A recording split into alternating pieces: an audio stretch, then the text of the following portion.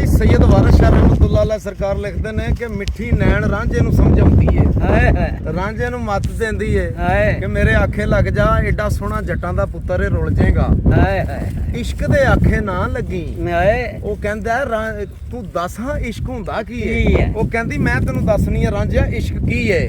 ਕਹਿੰਦੀ ਏ ਕਿ ਮਿੱਠੀ ਬੋਲਦੀ ਜੂ ਤਦਬੀਰ ਕਰਕੇ ਹਾਏ ਹਾਏ ਤੈਨੂੰ ਦੱਸਨੀਆਂ ਰਾਂਝਿਆ ਛੋਰਾ ਵੇ, ਹਾਲ ਇਸ਼ਕ ਦਾ ਖੋਲ ਸੁਣਾਵਨੀਆਂ।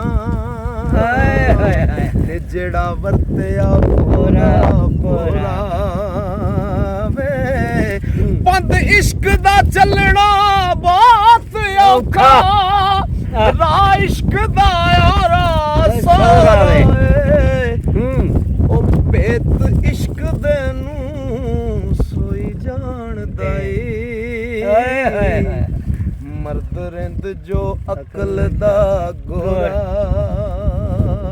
ਵੇ, ਕਾਲੇ ਇਸ਼ਕ ਦੇ ਹਰਫ ਜੋ ਨਾਗ ਬੈਠੇ, ਹਾਏ ਕੁੰਡਲ ਕੱਤ ਕੇ ਤੇਰਾ ਚੋਰਾ ਵੇ।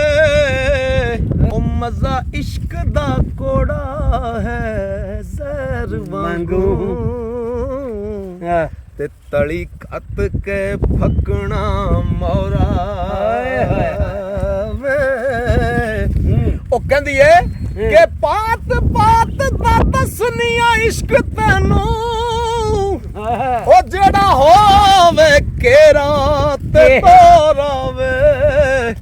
ਵਾਰਿਸ ਸ਼ਾਹ ਰੰਜੇਟੇ ਨੂੰ ਇਸ਼ਕ ਦੱਸਾਂ, ਹਾਏ ਹਾਏ ਇਸ਼ਕ ਜਿਵੇਂ ਨਥੂਰ ਦਾ ਫੋੜਾ